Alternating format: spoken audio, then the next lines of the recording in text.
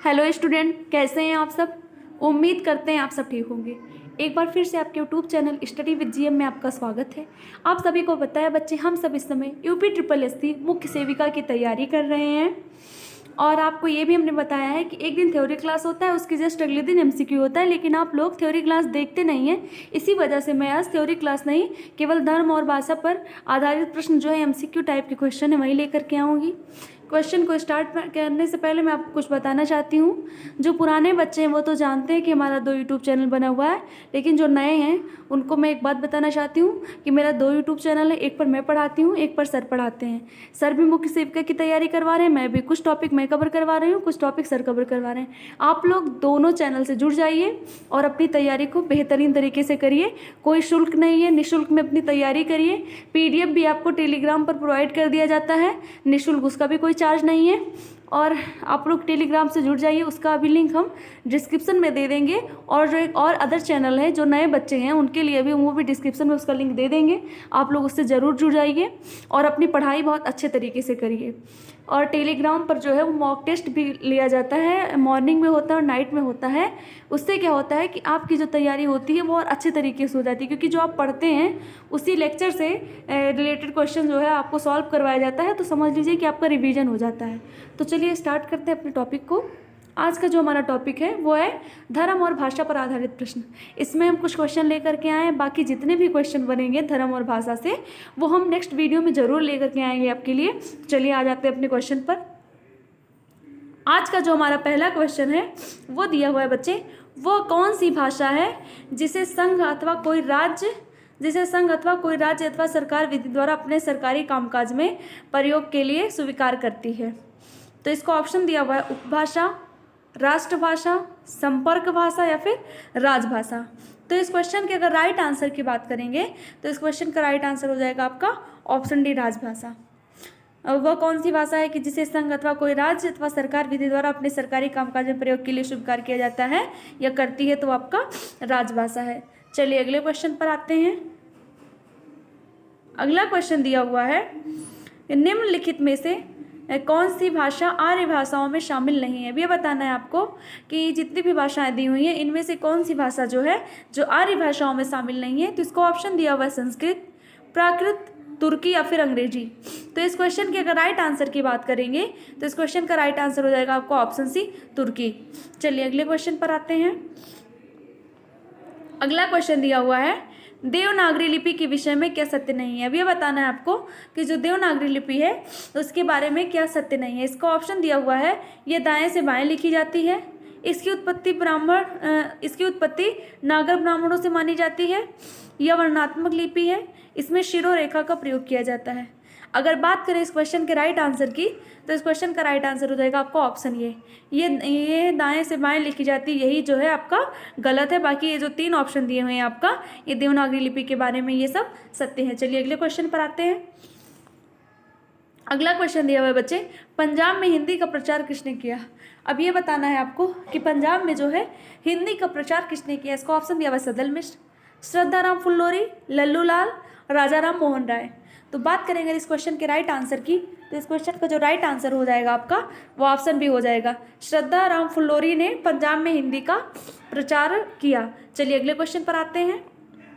अगला क्वेश्चन दिया हुआ है, हिंदी उपभाषाओं को कितने वर्गों में विभाजित किया जाता है। यह बताना है आपको कि हिंदी उपभाषाओं को कितने वर्गों में विभाजित किया जाता है। इसको ऑप्शन दिया हुआ है 4, 5, 6 या फिर 3। तो बात करेंगे इस क्वेश्चन के राइट आंसर की तो इस क्वेश्चन का जो राइट आंसर हो जाएगा आपका ऑप्शन बी हो जाएगा। यानी जो हिंदी उपभाषाएं होती हैं उनको 5 भाषाओं में या 5 वर्गों में विभाजित किया जाता है। चलिए अगले क्वेश्चन पर आते हैं। अगला क्वेश्चन दिया हुआ है, हिंदी का पहला समाचार पत्र कब और कहाँ से प्रकाशित हुआ। आपको ये बताना है कि हिंदी का सबसे पहला समाचार पत्र जो था वह कब और कहाँ से प्रकाशित हुआ था। इसको ऑप्शन दिया हुआ है 1862 में कलकत्ता से, 1828 में कलकत्ता से, 1826 में कलकत्ता से या फिर 1828 में मद्रास से। तो बात करेंगे इस क्वेश्चन के राइट आंसर की तो इस क्वेश्चन का जो राइट आंसर हो जाएगा आपका ऑप्शन सी हो जाएगा, यानी कि 1826 में कलकत्ता से हिंदी का पहला समाचार पत्र जो है वो प्रकाशित हुआ था। चलिए अगले क्वेश्चन पर आते हैं। अगला क्वेश्चन दिया हुआ है बच्चे, निम्न में से कौन सी भाषा संविधान की 8वीं अनुसूची में है। ये बताना है आपको, ये कौन सी भाषा है जो संविधान की 8वीं अनुसूची में। इसको ऑप्शन दिया हुआ है नेपाली, कांगड़ी, राजस्थानी या फिर गोंडवी। तो बात करेंगे इस क्वेश्चन के राइट आंसर की, तो इस क्वेश्चन का जो राइट आंसर हो जाएगा ऑप्शन ए हो जाएगा, नेपाली। चलिए अगले क्वेश्चन पर आते हैं। अगला क्वेश्चन दिया हुआ है, हिंदी में उर्दू के बीच की सरल भाषा कहलाती है। ये बताना है कि हिंदी और उर्दू के बीच की जो सरल भाषा है वो क्या कहलाती है। इसका ऑप्शन दिया हुआ है हिंदुस्तानी, हिंदवी, रेखता या फिर दक्खनी। बात करेंगे इस क्वेश्चन के राइट आंसर की, तो इस क्वेश्चन का जो राइट आंसर हो जाएगा आपका ऑप्शन ये हो जाएगा, हिंदी और उर्दू के बीच की जो भाषा होगी वो क्या कहलाएगी, हिंदुस्तानी। चलिए अगले क्वेश्चन पर आते हैं। अगला क्वेश्चन दिया हुआ है, व्याकरण से किसके अस्तित्व की जानकारी नहीं मिलती है। अब ये बताना है कि व्याकरण से किसके अस्तित्व की जानकारी नहीं मिलती है। इसको ऑप्शन दिया हुआ है ध्वनि, शब्द, वाक्य या फिर लिपि। तो बात करेंगे इस क्वेश्चन के राइट आंसर की, तो इस क्वेश्चन का राइट आंसर क्या हो जाएगा, ऑप्शन डी हो जाएगा, लिपि। व्याकरण से लिपि की जो है जानकारी नहीं मिलती है, बाकी वाक्य, शब्द, ध्वनि जो है वो व्याकरण से ही इनकी जानकारी मिलती है। चलिए अगले क्वेश्चन पर आते हैं। अगला क्वेश्चन दिया हुआ है, किसी भाषा को प्रथम प्राकृतिक, अभिलेखीय प्राकृतिक तथा मध्यकालीन आर्य भाषा कहा गया है। ये बताना है कि किस भाषा को प्रथम प्राकृत, अभिलेखीय प्राकृत तथा मध्यकालीन प्राकृत भाषा कहा गया है। इसका ऑप्शन दिया हुआ है प्राकृतिक, पाली। ये पाली हो गया, लेकिन ये पाली होना चाहिए, यहाँ पर छोटी की मात्रा टाइप करने में मिस्टेक हो, उसके लिए सॉरी। अपभ्रंश या फिर लौकिक संस्कृत। तो बात करेंगे इस क्वेश्चन के राइट आंसर की, तो इस क्वेश्चन का राइट आंसर आपका ऑप्शन भी हो जाएगा, पाल। पाल जो है ऐसे लिखा जाता है, ये थोड़ा सा बच्चे टाइप करने में मिस्टेक हो, उसके लिए सॉरी। पाली जो पाली भाषा है उसको प्रथम प्राकृत, अभिलेखीय प्राकृत तथा मध्यकालीन आर्य भाषा कहा गया है। चलिए अगले क्वेश्चन पर आते हैं। अगला क्वेश्चन दिया हुआ है, जब कोई बोली या भाषा व्याकरण ढांचे में ढलकर व्यवस्थित रूप ग्रहण कर लेती है तो उसे क्या कहते हैं। इसका ऑप्शन दिया हुआ है क्षेत्रीय भाषा, परिनिष्ठित भाषा, राजभाषा या फिर राष्ट्रभाषा। बात करेंगे इस क्वेश्चन के राइट आंसर की, तो इसका ऑप्शन जो इसका राइट आंसर हो जाएगा ऑप्शन बी हो जाएगा, परिनिष्ठित भाषा। यानी कि जब कोई बोली या भाषा व्याकरण ढांचे में ढलकर व्यवस्थित रूप ग्रहण कर लेती है तो उसे क्या बोलते हैं, परिनिष्ठित भाषा। चलिए अगले क्वेश्चन पर आते हैं। अगला क्वेश्चन दिया हुआ है, हिंदी भाषा के विकास का सही अनुक्रम कौन सा होगा। अब ये बताना है कि हिंदी भाषा के विकास का जो सही अनुक्रम है वो कौन सा है। तो इसको ऑप्शन चलिए देख लेते हैं। इसको ऑप्शन दिया हुआ है, ऑप्शन ये है पाली, प्राकृत, फिर अपभ्रंश, फिर हिंदी, उसके बाद में दूसरा दिया हुआ है प्राकृत, उसके बाद अपभ्रंश, फिर हिंदी, फिर पाली, या फिर अपभ्रंश उसके बाद पाली, फिर प्राकृत, फिर हिंदी, फिर पाली, फिर अपभ्रंश, फिर प्राकृत। तो बात करेंगे इस क्वेश्चन के राइट आंसर की, तो इस क्वेश्चन का जो राइट आंसर हो जाएगा ऑप्शन ये हो जाएगा, पाल, उसके बाद में प्राकृत, प्राकृत के बाद में अपभ्रंश, अपभ्रंश के बाद में हिंदी। चलिए अगले क्वेश्चन पर आते हैं। अगला क्वेश्चन दिया हुआ है, निम्न में से कौन सा सत्य है। आपको ये बताना है कि जितने ऑप्शन दिए हुए हैं इनमें से कौन सा सत्य है। इसका ऑप्शन दिया हुआ है, हिंदी भारत की राजभाषा है, तमिलनाडु की राजकीय भाषा हिंदी है, इंडोनेशिया की आधी आबादी हिंदी बोलती है, अवधी बिहार के दक्षिणी जिलों में बोली जाती है।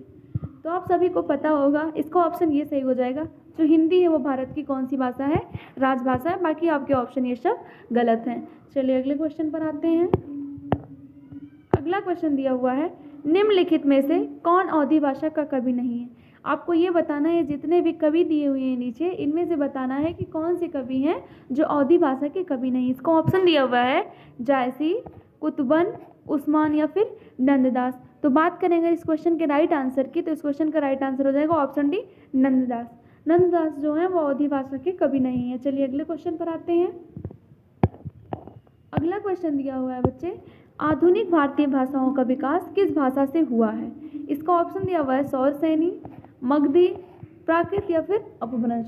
तो बात करेंगे इस क्वेश्चन के राइट आंसर की, तो इस क्वेश्चन का जो राइट आंसर हो जाएगा आपका ऑप्शन डी हो जाएगा, आधुनिक भारतीय भाषाओं का विकास अपभ्रंश भाषा से हुआ है। चलिए अगले क्वेश्चन पर आते हैं। अगला क्वेश्चन दिया हुआ है, भाषा का निर्माण होता है। अब आपको बताना है कि भाषा का निर्माण कैसे होता है, अमूर्त ध्वनियों से, मूक संकेतों से, व्यक्त ध्वनियों से या फिर आँखों से। तो बात करेंगे इस क्वेश्चन के राइट आंसर की, तो इस क्वेश्चन का जो राइट आंसर हो जाएगा क्या हो जाएगा आपका ऑप्शन सी, व्यक्त ध्वनियों से जो है भाषा का निर्माण होता है। चलिए अगले क्वेश्चन पर आते हैं। अगला क्वेश्चन दिया हुआ है, भाषा अभिलक्षणों में से कौन सा सही नहीं है। आपको ये बताना है कि जितने ऑप्शन दिए हुए हैं इनमें से भाषा अभिलक्षण में से कौन सा सही नहीं है। इसको ऑप्शन दिया हुआ है सृजनात्मकता, अपरिवर्तनशीलता, विविधता या फिर इनमें से कोई नहीं। तो बात करेंगे इस क्वेश्चन के राइट आंसर की, तो इस क्वेश्चन का जो राइट आंसर हो जाएगा आपका वो हो जाएगा ऑप्शन बी, अपरिवर्तनशीलता। चलिए अगले क्वेश्चन पर आते हैं। अगला क्वेश्चन दिया हुआ है हिंदी भाषा में बोलियों की संख्या है। आपको ये बताना है कि जो हिंदी भाषा है उसमें बोलियों की संख्या कितनी है। इसको ऑप्शन दिया हुआ है 15, 25, 18 या फिर 22। बात करेंगे इस क्वेश्चन के राइट आंसर की, तो इस क्वेश्चन का राइट आंसर हो जाएगा आपको ऑप्शन सी 18। हिंदी भाषा में बोलियों की जो संख्या है वो कितनी है, 18 है। चलिए अगले क्वेश्चन पर आते हैं। अगला क्वेश्चन दिया हुआ है किसकी मातृभाषा हिंदी नहीं थी। तो इसको ऑप्शन दिया हुआ है इंदिरा गांधी, मोरारजी देसाई, अटल बिहारी वाजपेयी या फिर चौधरी चरण सिंह। तो इस क्वेश्चन के अगर राइट आंसर की बात करेंगे तो इस क्वेश्चन का जो राइट आंसर हो जाएगा आपका वो हो जाएगा ऑप्शन बी, मोरारजी देसाई। मोरारजी देसाई जी की भाषा जो मातृभाषा थी वो हिंदी नहीं थी। चलिए अगले क्वेश्चन पर आते हैं। अगला क्वेश्चन दिया हुआ है बच्चे, पाली को भाषा भी कहा जाता है। आपको बताना है कि पाली को और कौन सा भाषा कहा जाता है। इसको ऑप्शन दिया हुआ है देश भाषा, देव भाषा, लोक भाषा या फिर जन भाषा। बात करें अगर इस क्वेश्चन के राइट आंसर की, तो इस क्वेश्चन का राइट आंसर हो जाएगा आपका ऑप्शन ये देश भाषा। पाली भाषा को देश भाषा भी कहा जाता है। चलिए अगले क्वेश्चन पर आते हैं। अगला क्वेश्चन दिया हुआ है सर्वप्रथम शूद्र की चर्चा किस धार्मिक ग्रंथ में मिलती है। अब ये बताना है आपको कि सबसे पहले जो शूद्र की चर्चा है वो किस धार्मिक ग्रंथ में मिली है। इसको ऑप्शन दिया हुआ है ऋग्वेद, यजुर्वेद, अथर्ववेद या फिर सामवेद। तो बात करें अगर इस क्वेश्चन के राइट आंसर की, तो इस क्वेश्चन का आपका राइट आंसर हो जाएगा ऑप्शन ये ऋग्वेद। सबसे पहले शूद्र की चर्चा जो है वह ऋग्वेद में मिली है। चलिए अगले क्वेश्चन पर आते हैं। अगला क्वेश्चन दिया हुआ है निम्नलिखित 4 वेदों में से किस एक में जादुई माया और वशीकरण का वर्णन है। आपको ये बताना है कि जो 4 वेद हैं आपके उनमें से किस में जादुई माया और वशीकरण का वर्णन हुआ है। इसको ऑप्शन दिया हुआ है ऋग्वेद, यजुर्वेद, अथर्ववेद या फिर सामवेद। बात करें अगर इस क्वेश्चन के राइट आंसर की, तो इस क्वेश्चन का राइट आंसर आपका हो जाएगा ऑप्शन सी अथर्ववेद। अथर्ववेद में जादुई माया और वशीकरण का वर्णन है। चलिए अगले क्वेश्चन पर आते हैं। अगला क्वेश्चन दिया है आपका एकमात्र वेद जो गद्य और पद्य दोनों में लिखा गया है। आपको ये बताना है कि एकमात्र वेद ऐसा कौन सा है चारों वेदों में से जो गद्य और पद्य दोनों में लिखा गया है। इसको ऑप्शन दिया हुआ है ऋग्वेद, यजुर्वेद, सामवेद या फिर अथर्ववेद। बात करेंगे इस क्वेश्चन के राइट आंसर की, तो इस क्वेश्चन का राइट आंसर हो जाएगा आपका ऑप्शन बी, यजुर्वेद जो है वो गद्य और पद्य दोनों में लिखा गया है। चलिए अगले क्वेश्चन पर आते हैं। अगला क्वेश्चन दिया हुआ है अस्तो माँ सदगमय सूक्ति कहाँ से मिली है। तो इसको ऑप्शन दिया हुआ है ऋग्वेद, यजुर्वेद, सामवेद या फिर अथर्ववेद। बात करें इस क्वेश्चन के अगर राइट आंसर की, तो इस क्वेश्चन का राइट आंसर हो जाएगा आपको ऑप्शन ये ऋग्वेद। जो अस्तो माँ सदगमय सूक्ति है वो ऋग्वेद से मिली है। चलिए अगले क्वेश्चन पर आते हैं। अगला क्वेश्चन दिया हुआ है ऋग्वेद में कुल कितने अध्याय या मंडल हैं। ये बताना है कि जो ऋग्वेद है उसमें कितने अध्याय और मंडल हैं। इसको ऑप्शन दिया हुआ है 6, 8, 10 या फिर 12। तो बात करेंगे इस क्वेश्चन के राइट आंसर की, तो इस क्वेश्चन का राइट आंसर हो जाएगा आपका ऑप्शन सी, ऋग्वेद में कितने मंडल हैं, 10 मंडल हैं। तो बस बच्चे आज के लिए इतना ही। अगर हमारा वीडियो आपको पसंद आया हो तो वीडियो को लाइक करें, कमेंट करें। अगर ना भी पसंद आया तो आप डिसलाइक भी कर सकते हो और तब भी कमेंट कर सकते हैं अगर वीडियो ना भी पसंद आया हो। फिर मिलते हैं आपसे अगले वीडियो में, तब तक के लिए बाय बाय, धन्यवाद।